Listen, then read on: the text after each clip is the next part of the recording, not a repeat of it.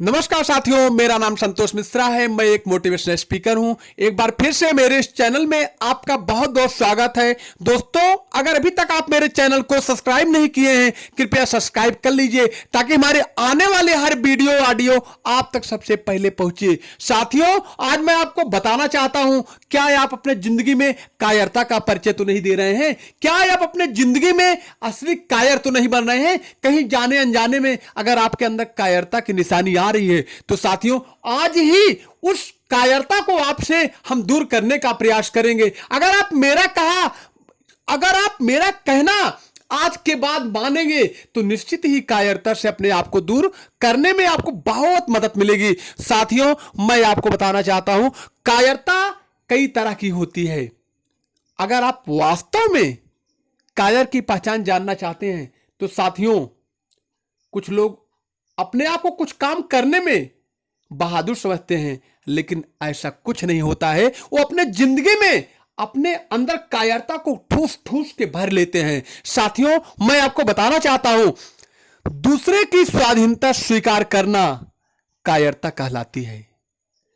दूसरे की स्वाधीनता स्वीकार करना कायरता कहलाती है, लेकिन इसमें भी अलग अलग पहचान है। साथियों, अगर आप किसी का कहना मानते हैं, उसमें अगर आप चापलूसी करके उसका कहना नहीं मानते हैं, बिहेव में उसका कहना मान रहे हैं, तो कायरता नहीं है। लेकिन असली कायर वो होता है जो चापलूसी करके किसी की स्वाधीनता स्वीकार करना। एक कायरता की सबसे पहली निशानी है। साथियों, मैं आपको बताना चाहता हूं,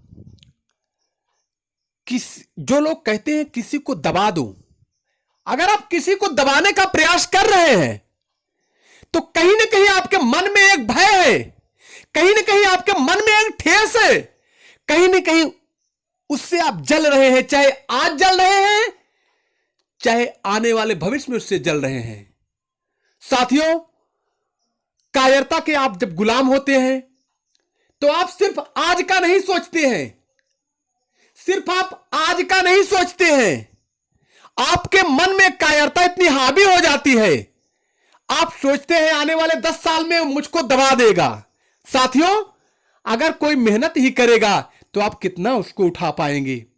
अगर कोई मेहनत ही करेगा तो आप उसको उठाकर फेंक नहीं पाएंगे। साथियों, मैं आपको बताना चाहता हूं, कुछ लोग कहते हैं, कुछ लोग कायरता इसको मानते हैं कि कोई अगर आपको परेशान कर रहा है, आपको मार रहा है, तो वहां उससे लड़ जाओ।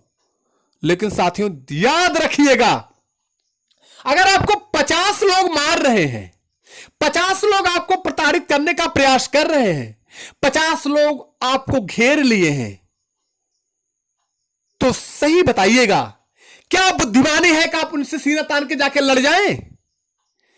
कभी नहीं। साथियों, अगर आप 50 लोग से अकेले लड़ने का प्रयास करेंगे तो आपकी क्या दशा होगी, ये आपसे बेहतर कोई नहीं जानता है।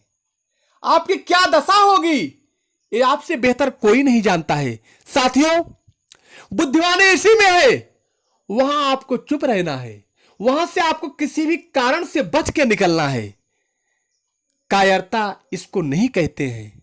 साथियों, असली कायरता तो वो है जो किसी को दबाने का प्रयास करता है, उसके भय से, उसके आने वाले समय से।